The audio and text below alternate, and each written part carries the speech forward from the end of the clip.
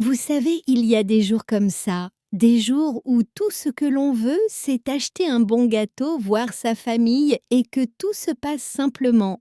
Eh bien, laissez-moi vous dire que ma petite visite au supermarché du quartier s'est transformée en quelque chose digne d'un roman policier. Et non, je ne parle pas de la fois où j'ai accidentellement acheté un gâteau sans gluten et failli déclencher une guerre familiale. C'était différent. C'était le jour où une caissière m'a attrapé la main, m'a chuchoté quelque chose d'effroyable et m'a fait courir pour me mettre à l'abri.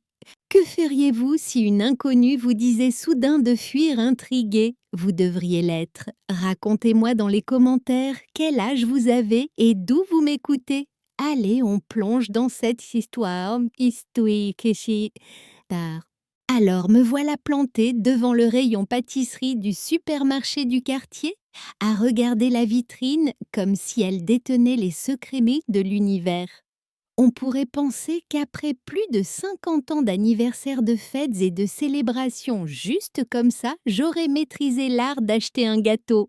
Mais non, j'étais là paralysée par l'indécision, tiraillée entre le fondant au chocolat riche, brillant et délicieusement décadent, et le gâteau au citron qui semblait tout droit sorti d'un magazine sur la vie saine. Soyons honnêtes, le gâteau au citron, c'est pour les gens qui veulent se donner bonne conscience en mangeant un dessert. Je ne trompe personne et encore moins moi-même. J'entendais presque la voix de ma belle-fille Amélie dans ma tête. Oh, il ne fallait rien apporter. Mais nous savons toutes ce que cela signifie en réalité. Si vous étiez arrivés les mains vides, je ne vous l'aurais jamais pardonné. Donc après 5 bonnes minutes de débat interne et un rapide coup d'œil à mon reflet dans la vitre, juste pour m'assurer que je n'avais pas de farine sur le nez, j'ai attrapé le fondant au chocolat. La vie est trop courte pour les regrets, surtout ceux qui se mangent. Mon précieux butin en main, je me suis dirigée vers les caisses. Le magasin était plus bondé que d'habitude, probablement parce que c'était un samedi après-midi et que tout le monde en ville avait apparemment décidé de faire ses provisions pour le week-end. Je me suis mise dans la file la plus courte qui, comme toujours, s'est avérée être la plus lente. La dame devant moi se disputait avec la caissière à propos d'une offre promotionnelle que celle-ci ne comprenait pas, et l'homme derrière moi fredonnait les lacs du Connemara juste assez fort pour être agaçant. J'essayais de faire abstraction de tout cela et de me concentrer sur le gâteau qui commençait maintenant à transpirer sous son dôme en plastique. Finalement, c'était mon tour. La caissière était une jeune femme que je n'avais jamais vue auparavant, peut-être au début de la vingtaine, les cheveux bruns tirés en queue de cheval et les yeux fuyants, comme si elle s'attendait à ce que quelqu'un surgisse de derrière le rayon des céréales. Elle m'a fait un sourire bref et tendu en scannant le gâteau. J'ai souri en retour, essayant d'être amicale, mais elle m'a à peine regardée. Peut-être qu'elle était nouvelle, ou peut-être qu'elle passait juste une de ses journées. Nous sommes toutes passées par là. Elle a enregistré le prix du gâteau et j'ai attrapé mon portefeuille. C'est là que c'est arrivé. Sortie de nulle part, elle a tendu la main par-dessus le comptoir et m'a attrapé la main. Pas un contact doux, non, une poigne ferme presque désespérée. J'ai failli lâcher mon portefeuille sur le tapis roulant. Ma première pensée a été qu'elle m'avait confondue avec quelqu'un d'autre. Ma seconde pensée a été qu'elle était peut-être sur le point de s'évanouir et qu'elle avait besoin de soutien. Mais ensuite, elle s'est penchée sa voix à peine un murmure et a dit « Ne réagissez pas. Il y a quelque chose que vous devez savoir. Sortez par la porte de service maintenant. » Je me suis figée. Pendant une fraction de seconde, je me suis demandé si j'avais mal entendu. Peut-être avait-elle dit « Vous voulez un sac ?» ou « Il fait beau, hein ?» Mais non, ses yeux étaient qu'écarquillés, c'était qui sérieux. Et sa poigne s'est resserrée juste assez pour me faire comprendre qu'elle ne plaisantait pas. Mon cœur s'est mis à battre la chamade. Était-ce une sorte de blague? Étais-je dans une émission de caméra cachée?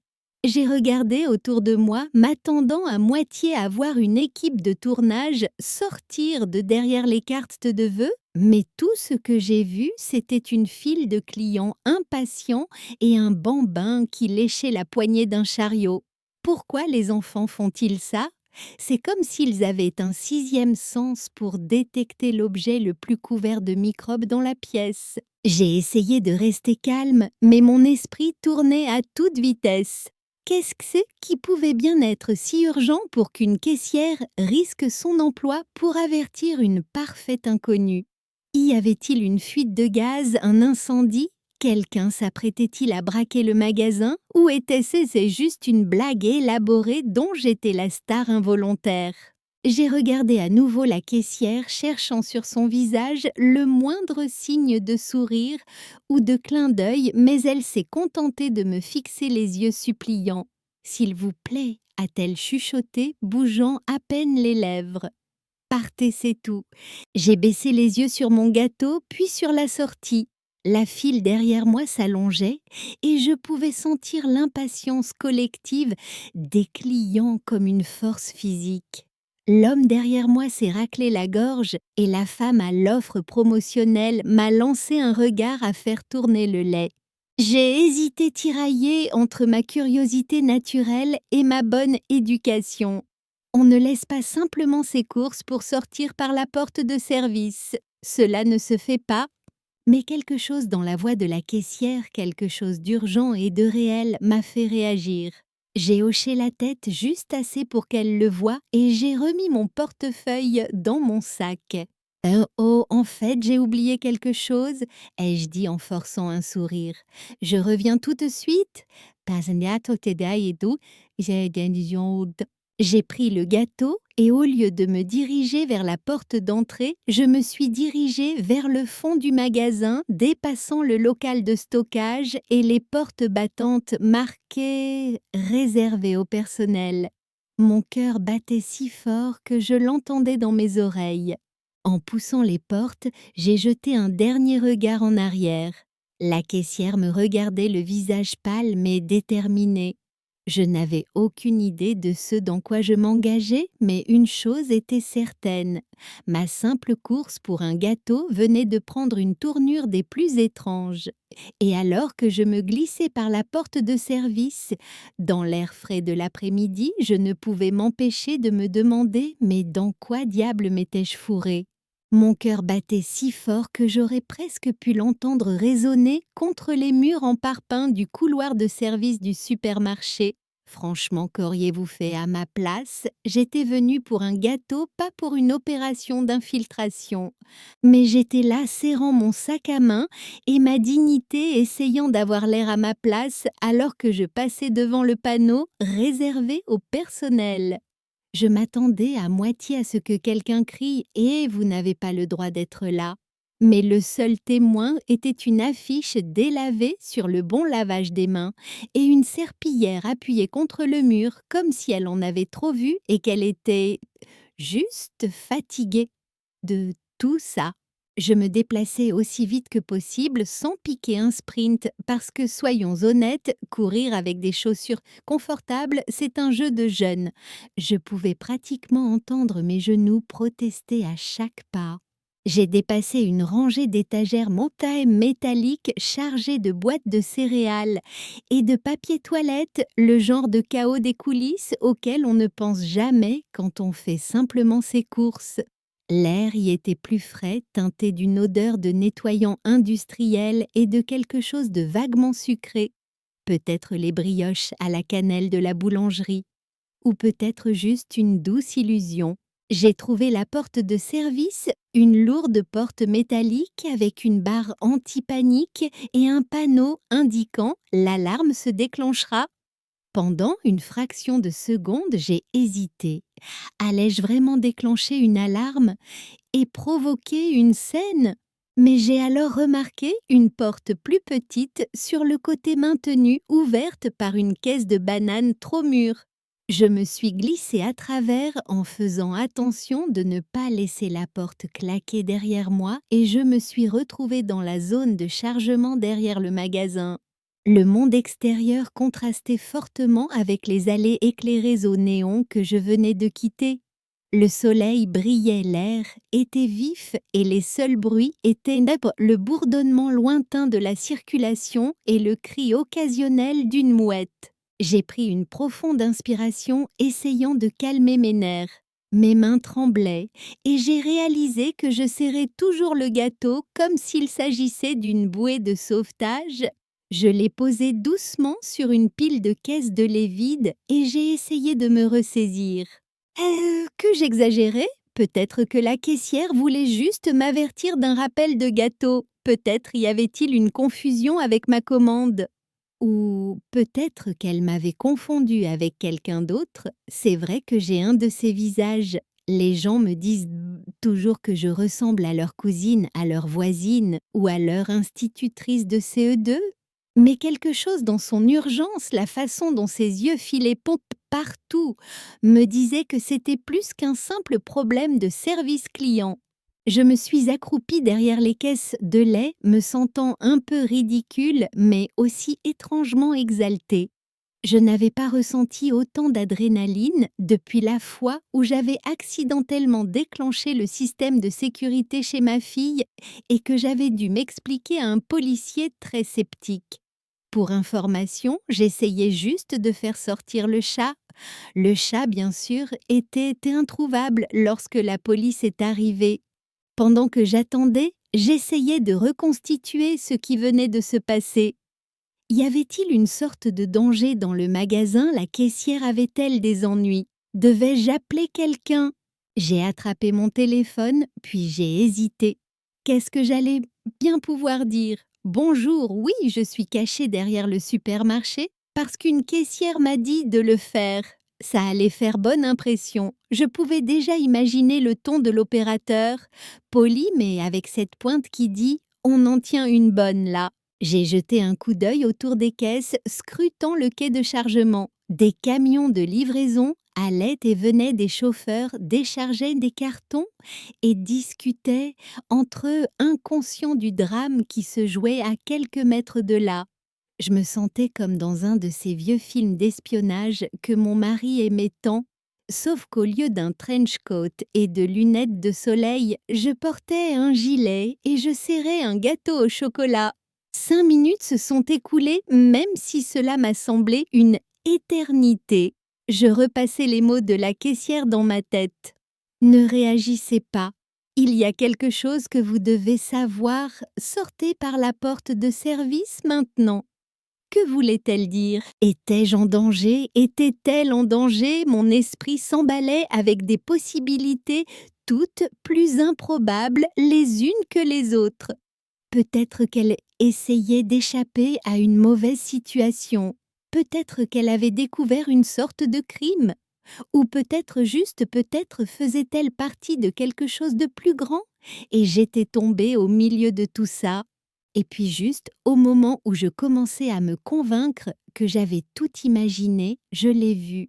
Une camionnette noire, le genre qu'on ne voit que dans les films ou quand quelqu'un déménage, s'est arrêtée au quai de chargement. Elle n'avait ni logo ni inscription, juste une i banale et pourtant menaçante. Le moteur a tourné au ralenti un instant, puis 2 hommes en sont sortis. Ils portaient tous les deux des blousons sombres et des casquettes de baseball vissées bas sur leur visage. Ils se déplaçaient avec détermination, jetant des regards autour d'eux comme pour vérifier si quelqu'un regardait. Mon cœur a bondi dans ma gorge. Ce n'était pas une livraison ordinaire.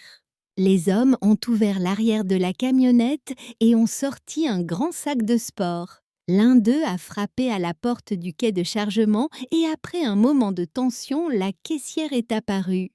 Elle avait l'air encore plus nerveuse qu'auparavant, regardant par-dessus son épaule alors qu'elle sortait. Les hommes lui ont donné le sac de sport et elle leur a donné quelque chose de petit. Peut-être une enveloppe, peut-être un paquet. C'était difficile à dire depuis ma cachette. Je me suis baissée davantage, osant à peine respirer. À quoi diable étais-je en train d'assister? Était-ce une sorte d'échange? La caissière était-elle en danger ou faisait-elle partie de ce qui se passait? Hmm. Mon esprit était assailli de questions toutes très plus urgentes les unes que les autres. Je serrai mon téléphone, partagé entre l'envie d'appeler à l'aide et celle de rester caché.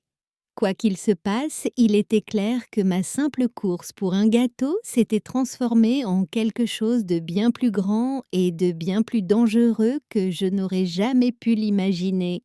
Je me suis accroupie plus bas, derrière les caisses de lait, mes genoux protestaient et mon cœur battait si fort que j'étais sûre que quelqu'un l'entendrait. La camionnette noire tournait au ralenti au quai de chargement, son moteur grondant comme un avertissement.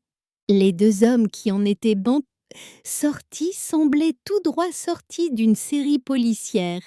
Blouson sombre, casquette de baseball tirée bas et une certaine tension dans leurs mouvements qui me donnait la chair de poule. L'un d'eux portait un sac de sport et laissez-moi vous dire qu'il n'avait pas l'air d'être rempli de baguettes et de bananes.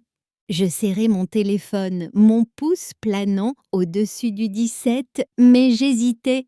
Étais-je sur le point d'assister à un vol à un braquage de gâteaux secrets ou étais-je sur le point de devenir la plus vieille agent d'infiltration du monde? Tout ça parce que je voulais impressionner ma belle-fille avec un gâteau au chocolat. Mon esprit a passé en revue tous les scénarios possibles. Peut-être que la caissière avait des ennuis? Peut-être qu'elle était forcée de coopérer avec ces hommes? Ou peut-être était-elle le cerveau de l'opération et j'étais le seul témoin de sa double vie? Après tout, qui sait vraiment ce qui se passe derrière le comptoir de la boulangerie? Pour ce que j'en savais, elle pouvait diriger un réseau de contrebande de fondant au chocolat. Et des choses plus étranges sont arrivées. Vous vous souvenez de l'affaire du syndic de notre immeuble qui détournait les charges de copropriété? Personne ne l'avait vu venir. Les hommes ont balayé la zone du regard, leurs yeux vifs et méfiants. Je me suis collée plus près des caisses, osant à peine respirer. Le soleil se reflétait sur le pare-brise de la camionnette, rendant leur visage difficile à voir, mais je pouvais sentir la tension dans l'air. Ce n'était pas une livraison ordinaire. L'homme le plus grand a frappé à la porte du quai d'un coup sec et entraîné. 3 coups. Bref, une pause, puis 2 autres. Cela ressemblait à un code et j'ai senti un frisson me parcourir l'échine. Dans quoi diable avais-je mis les pieds? Un instant plus tard, la porte s'est ouverte en grinçant et la caissière est sortie. Elle avait l'air encore plus nerveuse qu'à la caisse, ses yeux fuyant de tous côtés comme si elle s'attendait à ce que quelqu'un surgisse à tout moment. Elle serrait quelque chose de petit dans sa main enveloppé dans une serviette en papier. Mon esprit a immédiatement imaginé le pire scénario. Était-ce des preuves de l'argent, un message secret ou... Mon estomac s'est légèrement noué. Était-ce un morceau de gâteau? Il faut avoir des priorités. Si j'allais être le témoin accidentel d'un crime, je voulais au moins savoir si un dessert était impliqué. L'homme le plus petit s'est avancé, la posture raide. Il a pris le sac de sport des mains de son partenaire et l'a posé au sol, l'ouvrant juste assez pour que la caissière puisse y jeter un œil. Je ne pouvais pas voir ce qu'il y avait dedans depuis ma cachette, mais quoi que ce fût, cela a fait pâlir la caissière. Elle déglutit difficilement, puis tendit le paquet enveloppé dans la serviette. L'homme le plus grand l'a pris, l'a déballé juste assez pour en vérifier le contenu, puis a fait un signe de tête à son partenaire. L'échange fut rapide, rodé et silencieux, comme s'ils avaient fait cela 100 fois auparavant. J'ai senti une sueur froide perler dans ma nuque. Devais-je appeler la police? Qu'est-ce que j'allais bien pouvoir leur dire? Bonjour, oui, je suis cachée derrière les caisses et de lait au supermarché et je crois que je viens d'assister à un échange de gâteaux au marché noir. Je pouvais déjà entendre le scepticisme dans la voix de l'opérateur. Mais quelque chose dans la façon dont la caissière regardait constamment par-dessus son épaule, la façon dont ses mains tremblaient en tendant le paquet, me disait que c'était sérieux. Ce n'était pas une blague ou un malentendu. Quelque chose de réel et de potentiellement dangereux se passait juste devant moi. Les hommes ne se sont pas attardés. Le plus grand a tendu à la caissière une enveloppe épaisse, de l'argent peut-être ou des documents, et a refermé le sac de sport. Le plus petit a fait un bref signe de tête, puis les deux hommes sont remontés dans la camionnette. Le moteur a vrombi et avec un crissement de pneus, ils étaient partis ne laissant que la faible odeur de gaz d'échappement et un sentiment persistant de malaise. La caissière l'estetistmagitu, qui est restée l'émole un moment serrant l'enveloppe contre sa poitrine. Elle a regardé autour d'elle, ses yeux balayant le quai de chargement, le parking, et mon cœur a raté un battement. Les caisses de lait où je me cachais. Pendant une fraction de seconde, j'ai cru qu'elle m'avait vue. J'ai retenu mon souffle, me forçant à devenir invisible.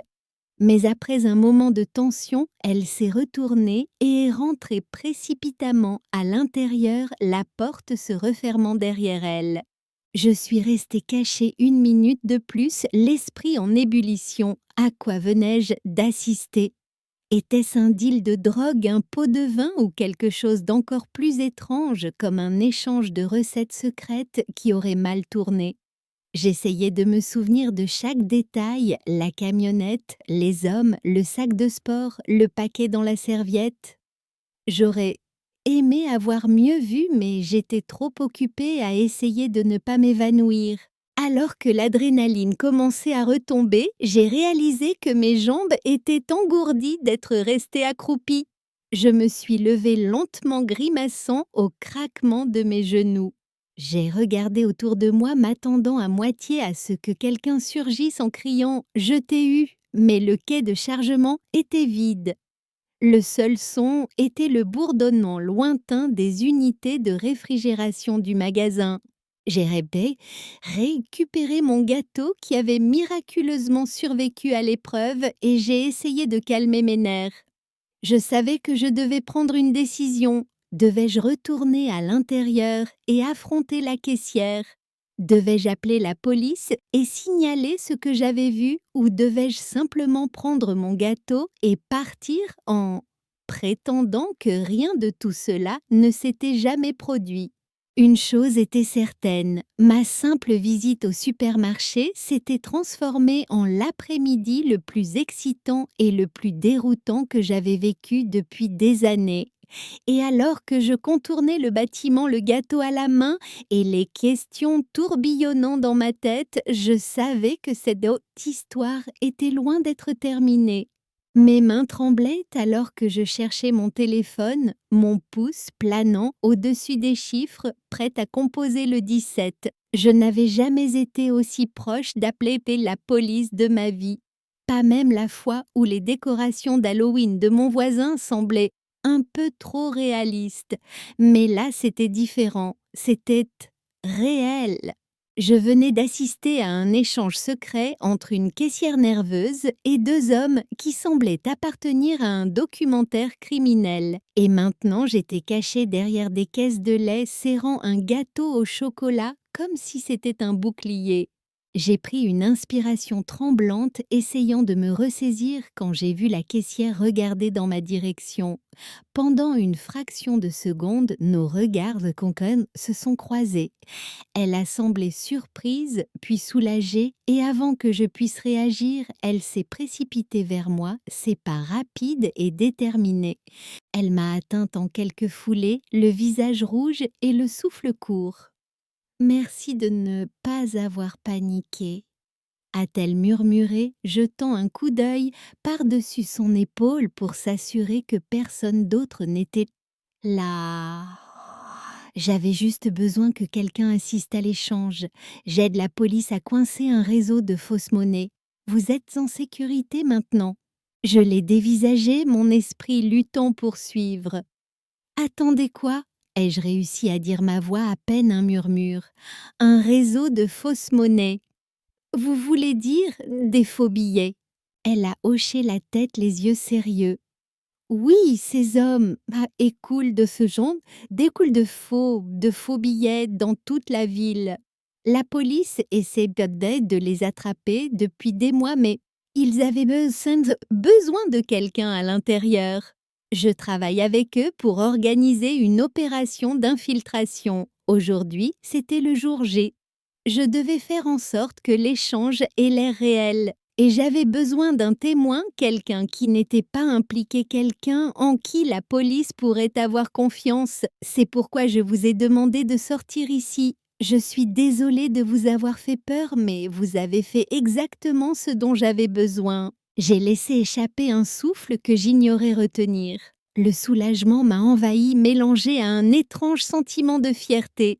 Je m'étais toujours considérée comme une personne plutôt ordinaire. Quelqu'un qui suivait les règles, ne faisait pas de vagues et ne s'impliquait jamais dans quelque chose de plus dramatique qu'une vente de gâteaux à l'école.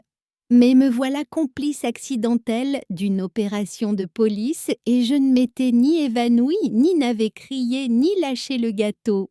Petite victoire, n'est-ce pas? N'est-ce que c'est Hawkeye?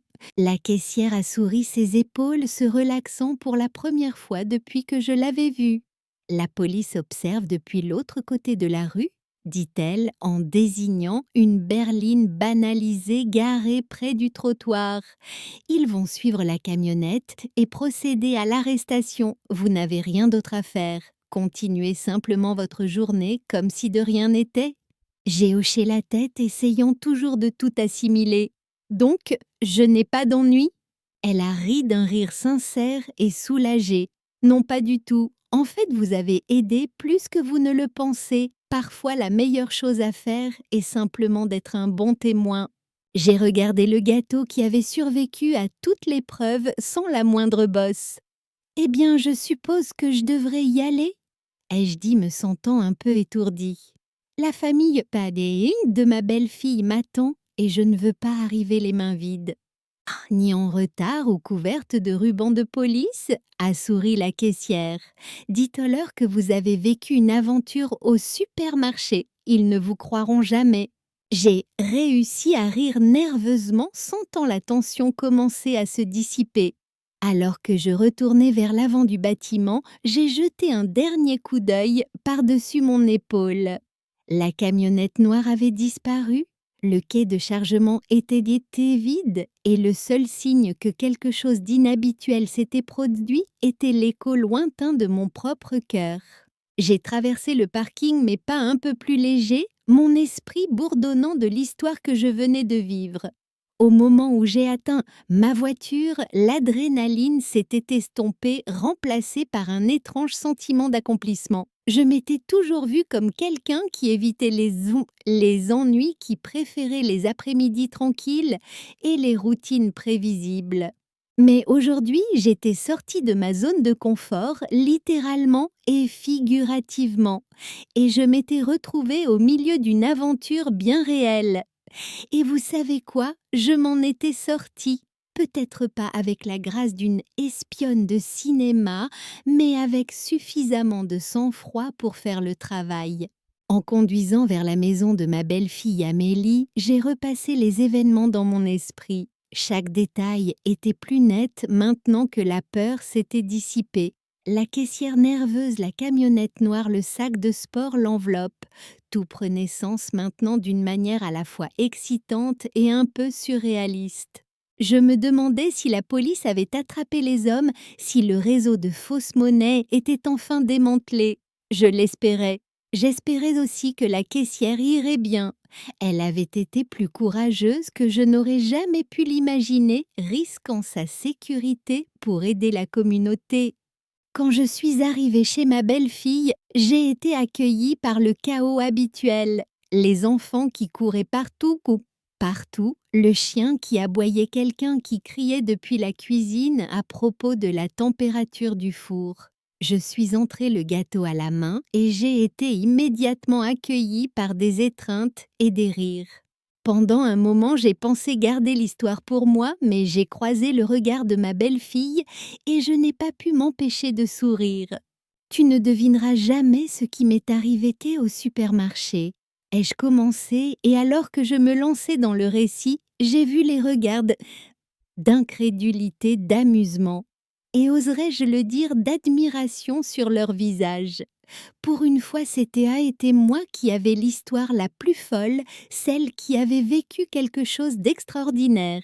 Ce soir-là, alors que j'étais assise à table entourée de ma famille, j'ai réalisé quelque chose d'important.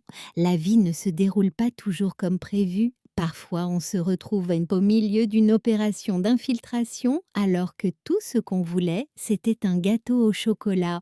Mais si vous gardez les yeux ouverts, votre sang-froid et votre sens de l'humour intact, vous pourriez bien vous surprendre vous-même. Et en prenant ma première bouchée de gâteau, j'ai levé ma fourchette en un toast silencieux aux aventures inattendues, aux caissières courageuses et à la simple joie d'être au bon endroit, au bon moment. Alors la prochaine fois que vous vous arrêterez pour un gâteau, gardez les yeux ouverts. Vous ne savez jamais quelle aventure pourrait vous attendre au rayon 5. Si vous avez aimé cette petite virée, appuyez sur le bouton d'abonnement pour plus d'histoires qui prouvent que la vie après 50 ans est tout sauf ennuyeuse. Et vous qu'auriez-vous fait à ma place? Dites-le moi dans les commentaires ci-dessous.